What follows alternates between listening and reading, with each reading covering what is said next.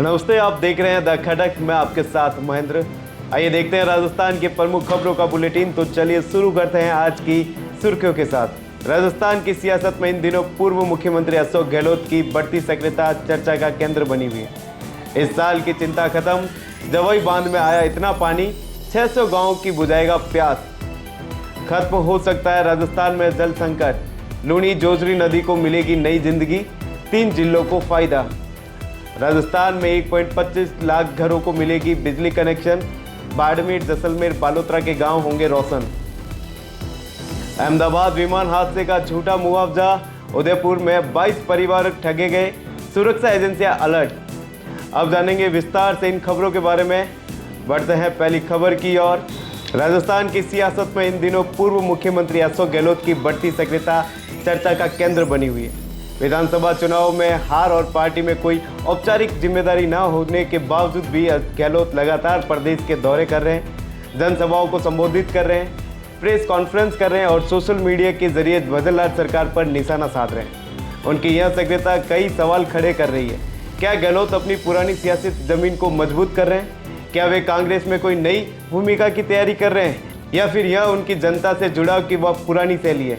बीकानेर में पत्रकारों से बातचीत में गहलोत ने कई सवालों का जवाब दिया और कई अहम संकेत दिए। अब नजर डालते हैं एक और अहम खबर पर।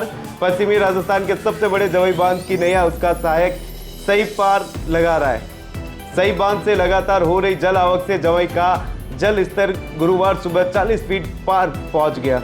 बांध में अभी 3068 MCFT पानी है, जो पाली जिले के नव व शिवगंज शहर के साथ करीब 600 गांव की पूरे साल प्यास बुझाएगा। यह पानी पाली वासियों की 300 दिन से अधिक प्यास बुझा सकता है। जवई के सहायक 10 मीटर भराव क्षमता वाले सही बांध में जल आवक होने पर 7 जुलाई को गेट खोले थे। सही का पानी टनल से होकर जवई नदी में बहता हुआ जवई बांध तक पहुंचा। सही बांध से जवई में 31 जुलाई तक 1153 MCFT से अधिक पानी पहुंचा। सही बांध का गेज 3.30 मीटर के साथ 484 MCFT से अधिक है। इसमें से अभी करीब 200 MCFT से अधिक पानी जवई की तरफ और डाइवर्ट हो सकता है। आगे बढ़ते हैं और जानते हैं तीसरी बड़ी खबर। पश्चिमी राजस्थान की जीवन रेखा कही जाने वाली लूनी और उसकी सहायक जोजरी नदी के दिन फिर बदल सकते हैं। दशकों से सूख चुकी नदियों को पुनर्जीवित करने के लिए विशेषज्ञों और सरकार ने मिलकर मेहरू गंगा परियोजना का नया स्वरूप दिया है। यह महत्वाकांक्षी योजना न केवल नदियों को 12 महीने प्रवाहमान बनाएगी, बल्कि मरुस्थल को हरियाली का संदेश भी देगी।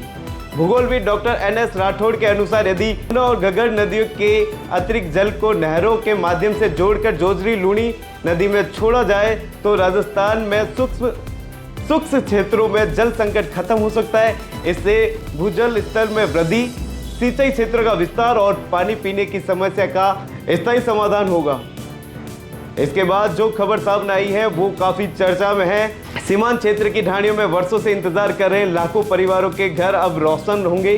केंद्र सरकार बाड़मेर, जैसलमेर, बालोतरा क्षेत्र के 1.25 लाख से अधिक घरों के लिए लंबित विद्युतीकरण कार्यों के लिए 459.97 करोड़ रुपए की योजना स्वीकृत की है।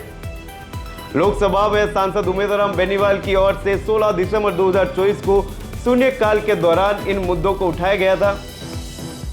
जानकारी के अनुसार 1 अप्रैल 2019 से 30 सितंबर 2024 तक चिन्हित 1,25,318 घरों को विद्युत कनेक्शन देने के लिए यह राशि मंजूर की। बाड़मेर के 71,464 ढाणियों में 186.36 करोड़, बालोतरा की 18,999 ढाणियों में 132.57 करोड़ और जैसलमेर की 34,455 ढाणियों में 141.3 करोड़ से विद्युतीकरण कार्य होंगे। इन कार्यों को धरती आबा जनजातीय ग्राम उत्सव अभियान के अंतर्गत शीघ्र पूरा करने के लिए टेंडर प्रक्रिया जल्दी शुरू की जाएगी। और अब पांचवी और आज की आखिरी बड़ी खबर।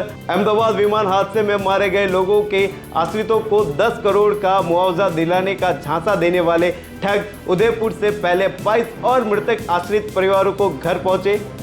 उस टीम में कुछ अधिवक्ता और बाहरी लोग बताए जा रहे हैं। बता दें कि बाहरी लोगों ने उन परिवारों से कई कागजों पर हस्ताक्षर करवाए।